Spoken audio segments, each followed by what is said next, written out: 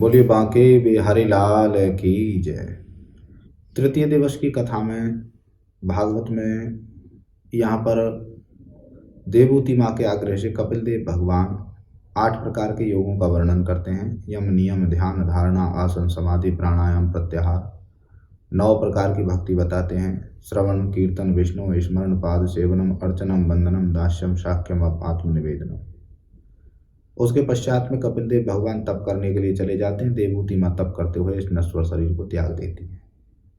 उसके पश्चात में यहाँ पर अनसुईया माँ की कथा आती है, जो तीनों देवताओं को अपने पतिव्रत धर्म से वश में करके उन तीनों को बच्चे बना देती हैं।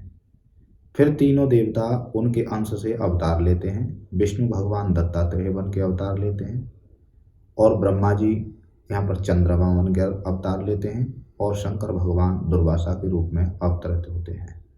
उसके पश्चात में आगे चल करके सती चरित्र आता है। भगवान शिव का कहना ना मान करके सती मैया अपने पिता दक्ष प्रजापति के यज्ञ में चली जाती हैं। वहाँ पर भोलेनाथ का अपमान देख करके अपने शरीर का दाह कर देती हैं।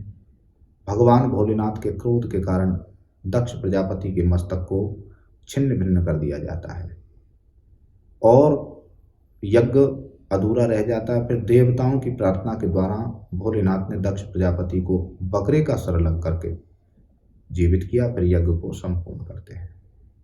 आगे यहाँ पर बड़े आनंदमयी कथा आती है। उत्तानपाद नाम के जो राजा पहले बताए थे, उनके बेटे होते हैं ध्रुव। ध्रुव जी महाराज 5 वर्ष की उम्र में भगवान को प्राप्त कर लेते हैं।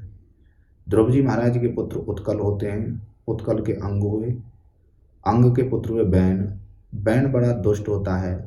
संतों के हुंकार के कारण उसकी मृत्यु हो जाती है। उनके शरीर का दोहन किया। उनके शरीर से पृथु और अर्ची नाम की कन्या होती है। पृथु जी साक्षात विष्णु भगवान के अवतार होते हैं। पृथ्वी का दोहन करते हैं। पृथु के प्राचीन बरही नाम के राजा हुए। प्राचीन बरही के प्रचेता हुए। इसमें विस्तार से कथाएं दी गई हैं। यहाँ पर उत्तानपाद जी महाराज का मैंने वर्णन किया था। उनके दूसरे भाई हैं जो, उनका नाम था प्रियव्रत।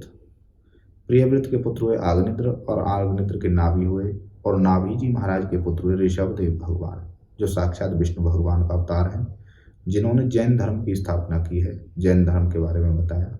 उनके बड़े पुत्र हुए भरत जी महाराज, जो जंगल में गंडकी नदी के किनारे पर तप करने के लिए जाते हैं, लेकिन एक मृग के मोह के चक्कर में अपने प्राण त्याग देते हैं। अगले जन्म में फिर मृग बनते हैं, फिर शरीर त्याग देते हैं, फिर अगले जन्म में जड़ भरत बनते हैं और फिर वो अपने तप करते हुए इस नश्वर शरीर को त्याग करके भगवान के धाम में चले जाते हैं। आगे इसमें इंद्र और वृत्तासुर के युद्ध की कथा आती है। इंद्र अपने गुरु का अपमान कर देता है, बृहस्पति जी का। उनके अपमान के कारण गुरु जी नाराज हो जाते हैं।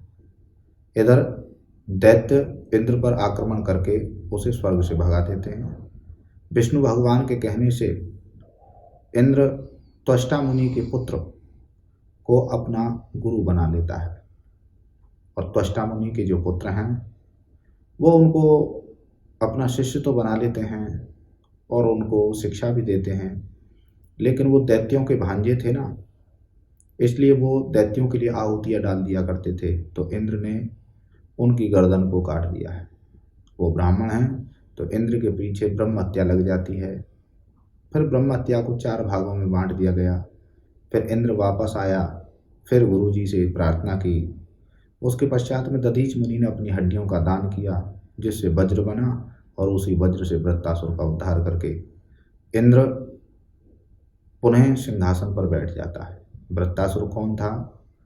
जिस ब्राह्मण की हत्या की थी, उनके पिता ने, त्वष्टा मुनि ने क्रोध करके एक यज्ञ किया जिसमें से वृत्तासुर उत्पन्न हुआ। तभी इंद्र के द्वारा उसका उद्धार होता है। आगे इसमें प्रहलाद जी की कथा आती है। प्रहलाद जी महाराज को बड़ा कष्ट दिया उनके पिता हिरण्याकश्यप ने, लेकिन भगवान ने नरसिंह रूप धारण करके और खम्मे से प्रकट होकर के हिरण्याकश्यप का उद्धार कर दिया है। इसमें आगे चल करके नाना प्रकार की कथा आती है। यहाँ पर अजामिल की कथा आती है, जो संतों के कहने से पुत्र का नाम नारायण रखने से अंत में नारायण नाम लेने से उसका कल्याण हो जाता है। भगवान के नाम की महत्ता बताई है इसमें। उसके पश्चात में यहाँ गजग्राह की लड़ाई आती है। गज ने जब हार गया था तो परमात्मा को पुकारा, तो भगवान ने आकर के उसके प्राणों की रक्षा की। फिर समुद्र का मंथन होता है। समुद्र मंथन के अंतर्गत में चौथे रत्न निकलते हैं। श्री मनरम्बा वारुणी सुधा शंख गजराज कल्पद्रम शशि धैनु धन धनवंतर विश्वाज।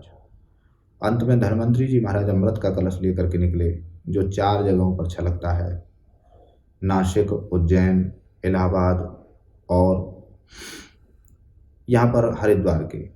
तो इन्हीं 4 जगहों पर कुंभ का मेला लगता है। मोहिनी अवतार होता है।